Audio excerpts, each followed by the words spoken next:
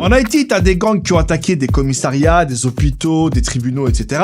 et qui ont forcé le Premier ministre à quitter le pouvoir. Ah ouais, là-bas, il y a le pouvoir exécutif, législatif, judiciaire, hein, et maintenant le pouvoir des gangs. Et avec ce pouvoir, hein, il y a beaucoup moins de paperasse. Hein, la seule fois où tu reçois du courrier, c'est pas pour découvrir une lettre, mais un doigt.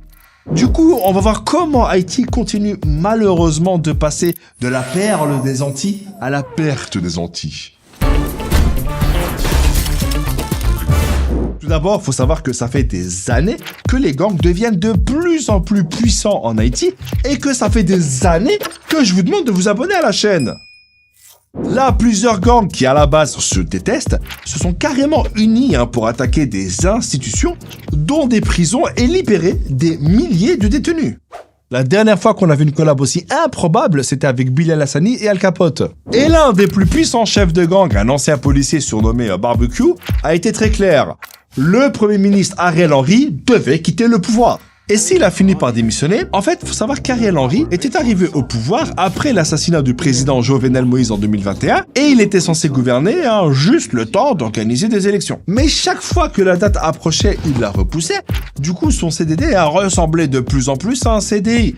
Le mec, il avait toujours une excuse. Et mes chers compatriotes, concernant le report des élections, pas plus tard qu'hier, j'avais donné rendez-vous à l'opposition pour établir une feuille de route, mais en sortant, je me suis aperçu qu'il pleuvait et je n'avais pas mon parapluie. J'ai donc été obligé de reporter la réunion à 2028. Ce sont des choses qui m'attristent profondément, mais qui malheureusement arrivent. Alors oui, Ariel Henry avait récemment accepté de partager le pouvoir avec l'opposition et d'organiser des élections d'ici 1 an, mais juste avant, il avait dit que pour tenir des élections, il fallait les conditions de sécurité nécessaires. Sauf que ça, c'était pas vraiment possible parce que même si le Kenya avait accepté d'aider en envoyant 1 millier de policiers, sur le terrain, les gangs contrôleraient environ 80% de la capitale Port-au-Prince. T'imagines être policier là-bas? Arrêtez-vous là!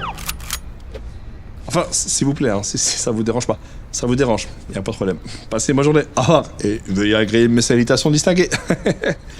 Écoutez la bonne de petit. Et à la tête des gangs, t'as donc des gars comme Barbecue, un mec qui se présente en bienfaiteur, qui se bat pour le peuple et contre les politiques corrompus. En gros, c'est Mélenchon, mais avec un AK-47.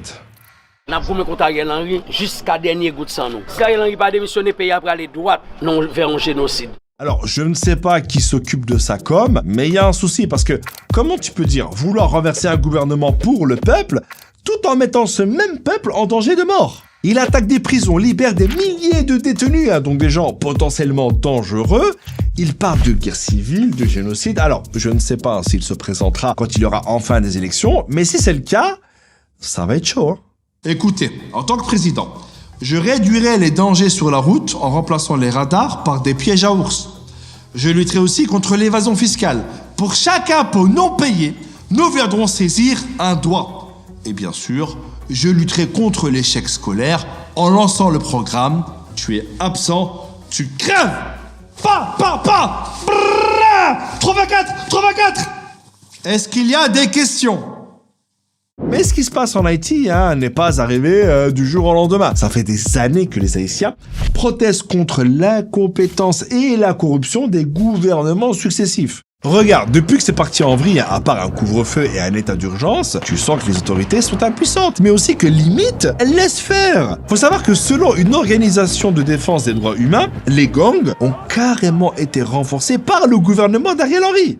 Et c'est là que malheureusement, dès qu'on parle d'Haïti et de ses malheurs, on doit parler d'ingérence étrangère et des grandes puissances. Par exemple, t'as un truc qui s'appelle le Core Group, que l'ONU a lancé en 2004, et qui est aujourd'hui notamment composé des ambassadeurs en Haïti, des États-Unis, de la France, de l'Union européenne, du Canada, du Brésil, etc. Et t'as plusieurs dirigeants d'Haïti qui ont été soutenus par ce Core Group, chose qui ne plaît pas aux Haïtiens, qui voient ça comme une nouvelle forme d'ingérence, surtout quand tu sais que les dirigeants haïtiens ne sont pas des modèles de bonne gouvernance. L'ancien président Michel Martelly est accusé de corruption, Jovenel Moïse est accusé d'avoir ordonné un massacre dans le quartier de la Saline en 2018, il a été assassiné en 2021, et Ariel Henry lui avait succédé provisoirement en promettant des élections depuis 3 ans. D'ailleurs, c'est quand Ariel Henry a accédé au pouvoir que l'envoyé spécial américain en Haïti a démissionné en ciblant explicitement les décisions du corps groupe et la politique américaine dans le pays.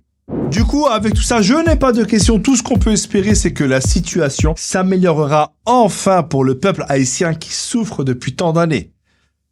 Ciao.